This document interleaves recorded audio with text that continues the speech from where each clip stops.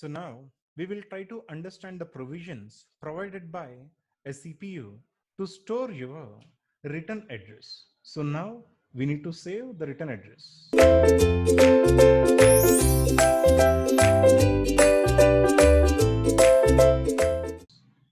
Right? Return address, that is the PC value, must be saved before we branch. Because unless we save the PC value, we can't go back to the calling routine. After a subroutine gets executed, we should return back to the calling routine. For that, we should save the program counter value. Now try to understand where to save the program counter value. When you want to save a program counter value, you require a provision. You want a provision. Okay. What is this provision? Where you're going to save it? Now try to understand. There are two provisions for storing your program counter value. Okay. If it is a old system, in the old systems, you're going to save your program counter value in offset of the subroutine. Offset of subroutine. What is offset of subroutine? We understand later. In the latest computers, we are going to use a stack. Okay. Just try to understand what is this offset of the subroutine business. Okay. Now, where are we branching? Once again, in the main memory, from 20th location to 450th location, we are branching. Right? So what we do is, I'm just going to take another, a table. Let us say this is the 450th, rather, this is the 20th instruction. This 20th instruction is 0 BSA 450. Okay. Program counter value is 21, right? So where we are branching? We are branching to another part of main memory, that is the 450th location, let us say. Okay. Let us say we are branching to 450. Okay. Now, what we do is, one provision is to store the program counter value, the offset of the subroutine itself. What is the offset? Offset is the starting address of the subroutine. That is, we are branching to 450, but we also should be able to store program counter. What we do is, we directly go to 450 and save the program counter value here itself.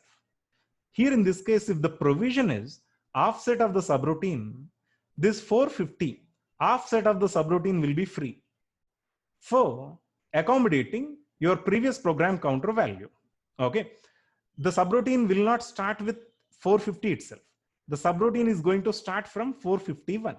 Okay. So whenever you're using the provision that is offset of the subroutine to store your previous program counter value, you need to understand those systems which gives the provision to store the program counter value as the offset of the subroutine will ensure that the first address of the subroutine is free to provide a provision to accommodate the previous return address, that is the program counter value. Now, from 451 onwards, subroutine is available. Okay. Let us say till 459, subroutine is there. Till 459, subroutine is there. The subroutine is originated from 450 to 460, let us say. Okay. 450, the instructions of the subroutine is not getting started. 450 is completely empty. Why 450 is empty? It is because to accommodate the previous program counter value. So when you branch to any subroutine, the first address will be free. In the first address, you're going to save your program counter value. And then you start executing the subroutine, which is available from the next instruction. Let us say the subroutine is finished at 459. Did you get it? Now, all the instructions of the subroutine are over, are executed. Now, what we should do? We should go back to the location in which the program counter value is saved. Okay.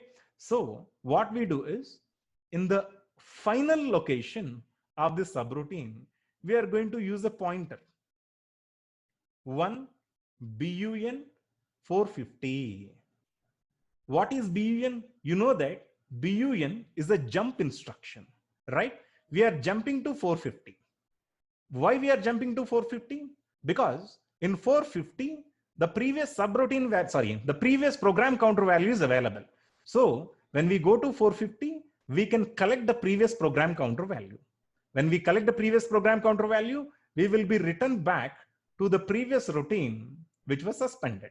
After 20th instruction, it was suspended because we are branching to 450. In 450, 21 is saved. What is 21? Previous program counter value. Now we execute a subroutine, which is in between 451 to 459, let us say. Finally, once after the subroutine is finished, then we need to have one more additional instruction, which takes us to the offset of the subroutine, the origin of the subroutine, the first address of the subroutine, whatever you call, in which the program counter value of the previous routine is available. So when we go there, the program counter value is available. Taking this program counter value, we will go back to the previous routine. Okay, this is how it is going to happen. Now here, I said 1 BUN 450. What is this 1? You know what is 1? 1 stands for wherever you are going, you're going to find an address, right? Absolutely. Because when I go there, I don't find an operand. I want an address. Yes or no? This 1 will tell you this address part of the instruction is going to hold an address. That's the reason why I'm going to use 1 BUN 450. This is how the first provision is going to work. Offset of the subroutine is going to be the provision for saving the program counter value. When you branch, in the first address itself, you're going to dump your program counter value, then subroutine gets started. Finally, after finishing the subroutine, you need to go back to the first address of the subroutine, because in which your program counter value is saved. The corresponding instruction that is going to take you back to the first address is BUN. What is BUN? BUN is a jump instruction. We are going to jump to this location. So when we perform jumping, we don't need to save the return address. We simply jump and we'll collect the address. Why we collect the address? Because this BUN instruction is preceded by an addressing mode, that is 1. 1 will tell you that it is an address. Wherever you're going, this part, this address part is going to contain another address. This is how BSA and BUN will work. Okay. Now, the first provision, that is offset of the subroutine, is examined. What we are discussing currently, I'm explaining you guys that the provision, what are the different provision to store your program counter value. The first provision is offset of the subroutine. But there is a disadvantage with the offset of the subroutine. Try to understand. Okay. From here to here, okay, I made a branch. That is, from the 20th instruction to 450th instruction, I made a branch. Okay. At the end, where I will go back? I will go back to the 21. Where it is saved? It is saved in the offset of the subroutine. Okay. Let us say this routine calls one more routine. This routine calls one more routine.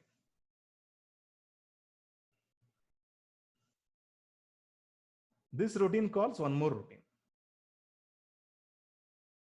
Okay. Let us say this is A routine, this is B routine, this is C routine, this is D routine. Okay. A calls B. A's return address is available in the starting address of B. When B calls C, B's return address is available in the starting address, right? This is B's return address. B's PC, I will write. Okay. When C calls D, C's PC is available here. Okay. Now, fine. If there is everything goes smooth, fine. A branches to B, B branches to C, C branches to D. A calls B, B calls C, C calls D. Everything is fine. Then D will return back to C, C will return back to B, B will return back to A. but try to understand. One of these functions, unfortunately, what if those functions are recursive functions? What is a recursive function? Let us say this C calls itself. Okay. What if this C calls itself? When the C calls itself, this C's written address will have to be stored here. Okay. So let us say that in C, let me write it here. C's origin is, let us say, 500. Okay, in 500, B's program counter is available. Now, let us say in 515, B is calling itself. That is BSA 500. Okay, still C has more code to execute. This is total C. Okay, but in the middle of this execution of this C's routine, C decided to call itself again, which means that C is a recursive function. Recursive function. When C is a recursive function, what will happen? C calls C itself. Now, when C calls C, we are branching to 500. When we branch to 500, we should be able to save the return address of C itself. Now you can clearly see the program counter value of C itself. It is, overwriting B's program counter value, right? That is the problem. Okay. The provision to store the program counter value in the offset of the subroutine doesn't work for the recursive functions. When there is a recursive function, when a function calls itself, the current function's return address is going to overwrite the previous function's return address. So in that case, this will not work. Okay, that is offset of the subroutine method to store the program counter value will not work for recursive functions.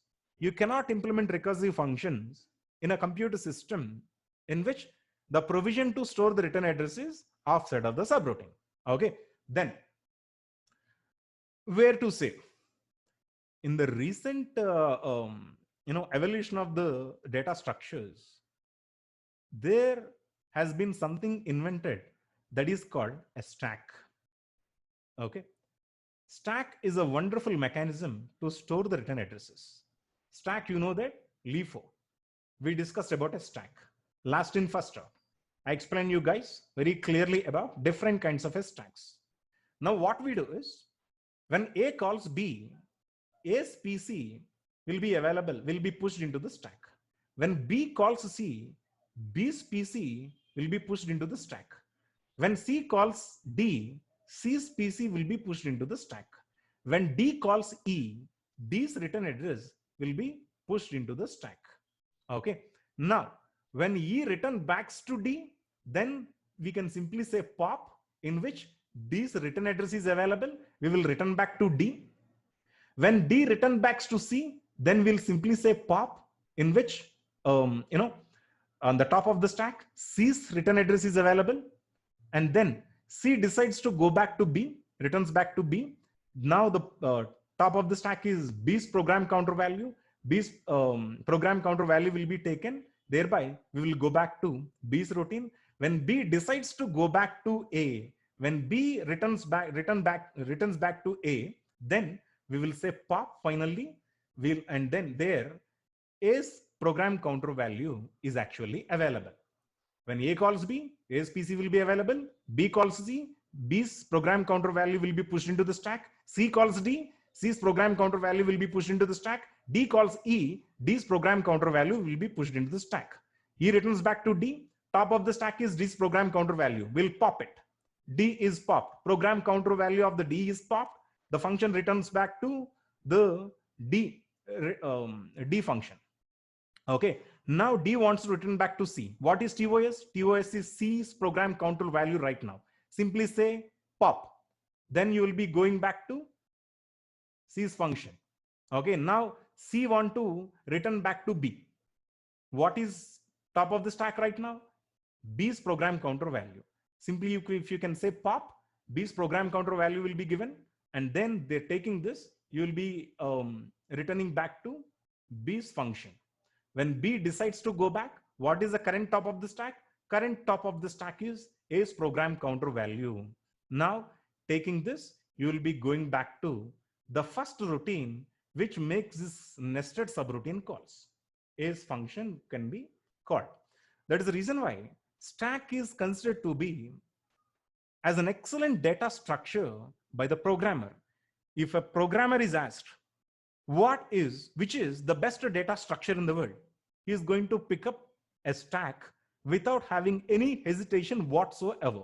Because before the stack, a programmer used to find it very difficult to write a program which has nested subroutine calls.